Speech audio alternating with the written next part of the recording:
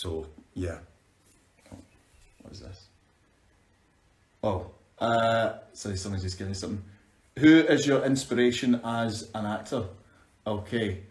I love David Tennant. He's really playful, he's cool, I've seen him on stage, he's awesome, and he was definitely the best Doctor Who out there, for sure, hands down.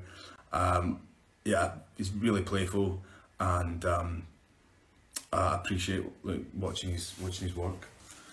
There's one thing I talked about. I was saying I was gonna maybe go over some tips or whatever, and I do think this relates to an audition room and a meeting.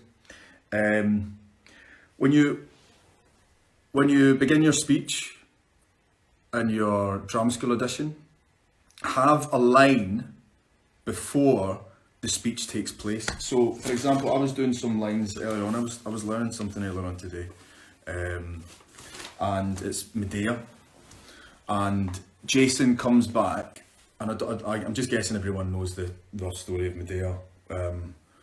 So this guy Jason ends up coming back. His wife, he's trying to get rid of his wife and marry someone else, a king's daughter, and then take the children and, climb the ladder of success. So he ends up coming back to say to his wife, look, it's all over, it's done. However, that's already been told to Medea. And so when Jason comes back into the room, he's a bit flustered. So the first line is, it's not what you think. And what he's trying to do is trying to persuade Medea that all these rumours and everything that are going about, yes, she's going to marry someone else, but it's not the way that, it's not the way that it's not the way that that he feels as if it's.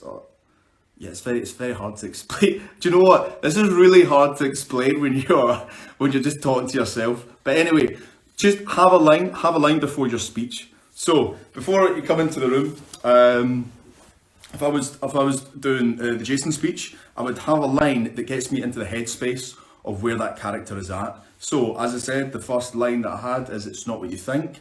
A lot of people, they'll fluster, they're not too sure where their head is, their brain goes crazy with all these thoughts, they're not, connected and rooted to the spot, they're not in their bodies, and they're probably thinking about, oh my God, what are these people thinking? There's loads of people around me, and that's the same on set. There's like, whoa, there's so many people here, there's like a boom operator, there's about 50 people looking at me. Man, it's a lot to deal with. So always have a line before your actual line. So I would go into the room, Jason says, it's not what you think. In my head, I'm going, oh my God, please calm down. So in my head, I'm coming up with a line, my God, calm down, calm down, calm down. I'm thinking of this, calm down, okay? I've got that line in my head. I'm not gonna say it because it's not in the script, but I'm gonna think that line. It's not what you think.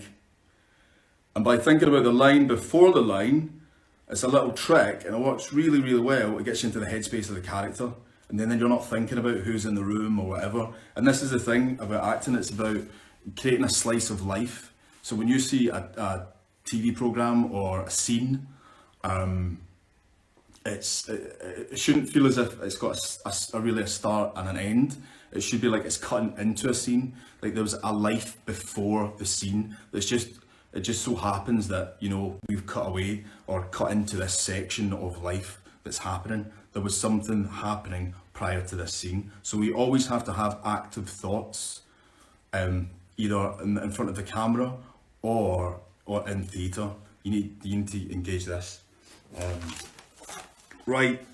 Okay, we've got our Last Kingdom one.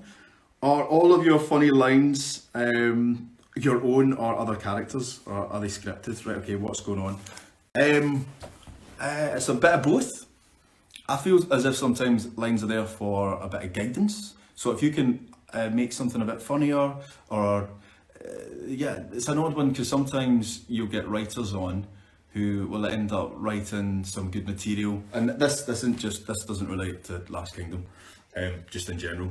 Yeah, you'll get some writers who come on and they'll write something and they've got a lot to do, they've got loads of episodes to write and they might not know your character as well.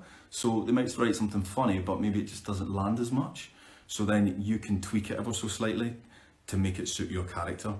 Or you might, or another actor might say something or do something and you're like, actually, that's really funny what you're doing and I think I can help you out there, and then you can kind of have like a relationship and kind of work off each other.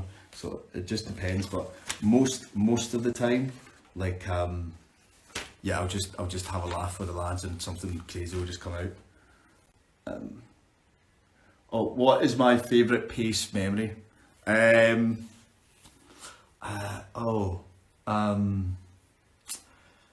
oh man, there's so many. I think one of my favourite ones was playing. There's a character I played, Fat Sam. That was really cool, and I was really fat at the time, so you could say I was method. But yeah, that was really fun. That was one of my first shows, and it was so great. I felt so empowered as a little guy.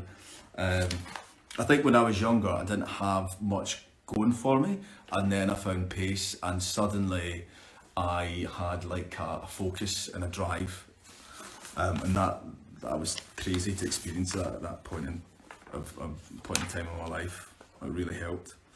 Okay, dream role. Hi, can I ask Mark? You're very convincing with masking your own accent. Do you stay in character to perfect it, or just leave it at work? So anytime that I do a role and I have to do a different accent, I'll probably keep it up and I'll speak in that accent for about a week on set. And then after that, when I feel really comfortable, I can just go into it without even thinking, that's when I'll drop it.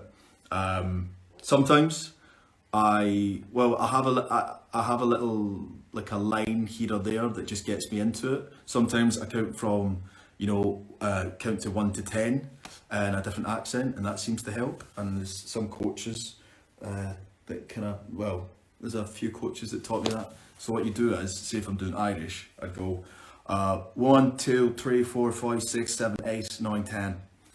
And then I'm ready to go into the scene and do my dialogue. Same American, 1, 2, 3, 4, 5, 6, 7, 8, 9, 10. And boom, you're ready to go. So that's really helpful. But most of the time, I do just speak in it just for a week. I don't know, there's quite a few actors who come on and they just keep it up, but I don't know, I feel as if you'd get annoying, and then you don't know if you're talking to your friend or a character. That might be a bit weird. Yeah.